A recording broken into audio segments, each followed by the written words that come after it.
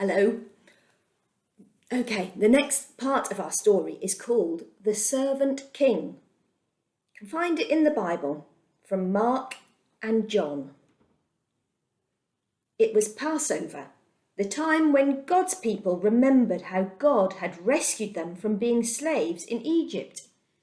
Every year they killed a lamb and ate it. The lamb died instead of us, they would say. But this Passover, God was getting ready for an even greater rescue. Jesus and his friends were having the Passover meal together in an upstairs room. But Jesus' friends were arguing. What about? They were arguing about stinky feet. Stinky feet? Yes, that's right, stinky feet. Now, the thing about feet back then was that people didn't wear shoes. They only wore sandals, which might not sound unusual, except that the streets in those days were dirty. And I don't mean just dusty dirty. I mean really very stinky. With all those cows and horses everywhere, you can imagine the stuff on the street that ended up on their feet.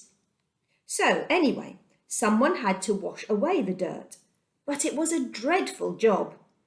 Who on earth would ever dream of volunteering to do it?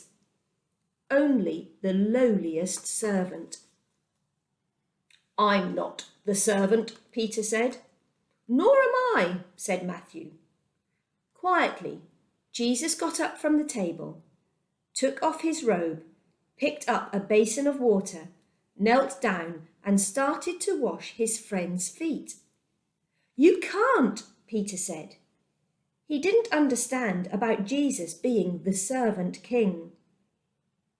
If you don't let me wash away the dirt, Peter, Jesus said, you can't be close to me.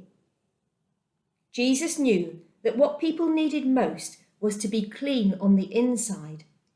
All the dirt on their feet was nothing compared to the sin inside their hearts. Then wash me, Lord, Peter said, tears filling his eyes. All of me. One by one, Jesus washed everyone's feet. I am doing this because I love you, Jesus explained. Do this for each other. Now, one of Jesus' friends had made a bad plan. No one else knew what the bad plan was, but Jesus knew, and so did Judas. Judas was going to help the leaders capture Jesus for 30 pieces of silver. Go on, Judas, Jesus said, and Judas got up from the meal, left the room, and walked out into the night. Then Jesus picked up some bread and broke it. He gave it to his friends. He picked up a cup of wine and thanked God for it. He poured it out and shared it. My body is like this bread. It will break, Jesus told them. This cup of wine is like my blood. It will pour out. But this is how God will rescue the whole world. My life will break and God's broken world will mend. My heart will tear apart and your hearts will be healed.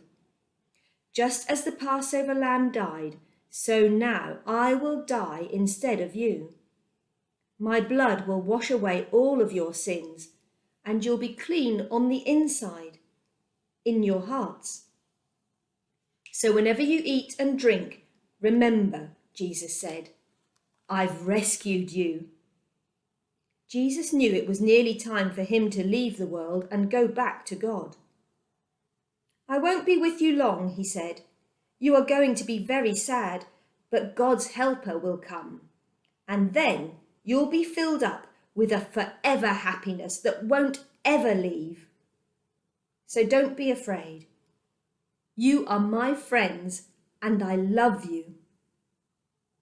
Then they sang their favourite song and walked up to their favourite place, an olive garden.